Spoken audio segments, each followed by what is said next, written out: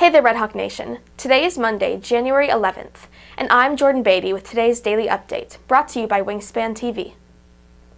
FISD is holding its monthly school board meeting tonight. WTV's Ty Guerra has the details. It's pretty much business as usual for the Board of Trustees tonight. Among the items on the agenda are student and staff recognition and the possible approval of a renovation to Liberty's auditorium with lighting, dimming controls, and the audio-video systems are in line for an upgrade. Also on tonight's agenda is next year's school calendar. If approved, the 2021 to 2022 school year calendar would have the school beginning on August 12th and ending on May 20th. Tonight's meeting begins at 7:30 and is being streamed live through the Frisco ISD website. Reporting for WTV, I'm Ty Guerra. With seniors last semester in full swing, Student Council decided to do something special for the class. Student Council spends a lot of their time making the posters hung up throughout the school. Well, Student Council makes posters, for a lot of different reasons, but they all kind of collaborate to the main idea, which is to raise school spirit. So, if we're promoting like a football game or we're, making a dedication to all of our APs, or just a little poster that says Red Hawk Nation, where our intent is to, get the students attracted to it, maybe go to one of the games, or just recognize what the poster's about and maybe raise some school spirit along the way. In addition to putting up posters for games and school spirit, they made a poster just for seniors. We have a senior poster, which is really cool. It's like a poster and all the seniors can sign it. They can put on like a quote if they want. It's in the C Hall. It's really cool because, we don't have senior quotes at Liberty. So it's kind of a good idea for all the students to, say something, get their last hurrah out in their last semester.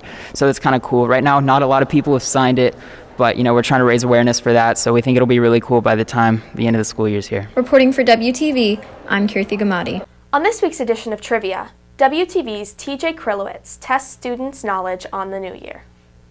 Hello and welcome to Wingspan Trivia. I'm your host TJ Krylowitz, and today we'll be testing students' knowledge over New Year's.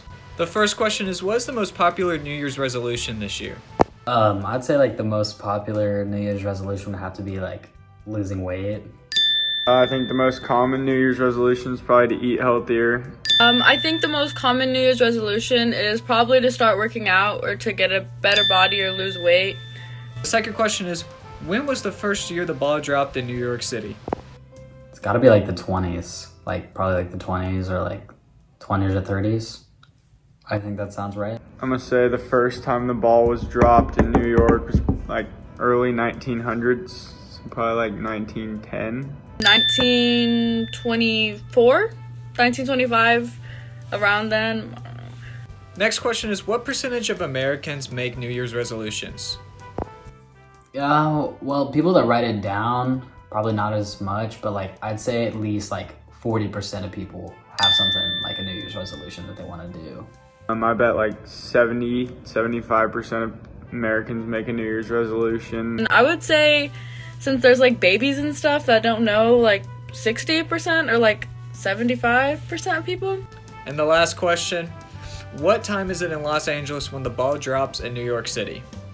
Well, from New York to LA, that's 3-hour time zone difference. So if it's 12 in New York, it's 9 p.m. in LA. And at midnight in New York, it is 9 o'clock in California. The time that it is in Los Angeles when the ball drops in New York City, I think it's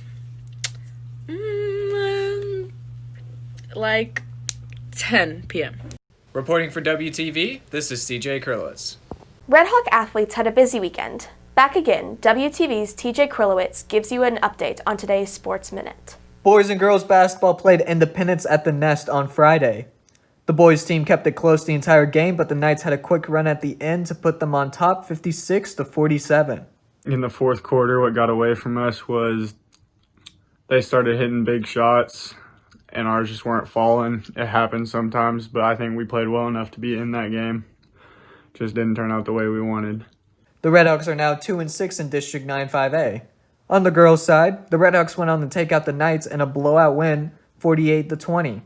The girls then played another game this weekend against Wakeland, with Wakeland scoring a total of 12 points the entire game and just 1 point in the third quarter.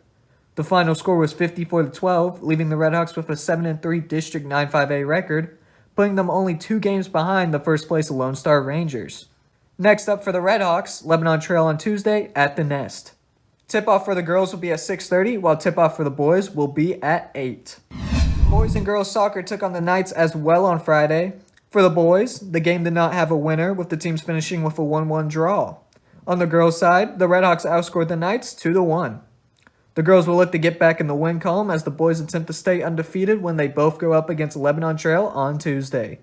The girls will kick off at 5:30 at Lebanon Trail, while the boys will kick off at 7:15 at the Nest. Reporting for WTV, this is TJ Krylowitz. If you are looking for more from Wingspan, you can follow us at Liberty Wingspan on Twitter, Instagram, and Facebook, or visit our award-winning website, libertywingspan.com. That's it for today's Daily Update. This is Jordan Battey for Wingspan TV.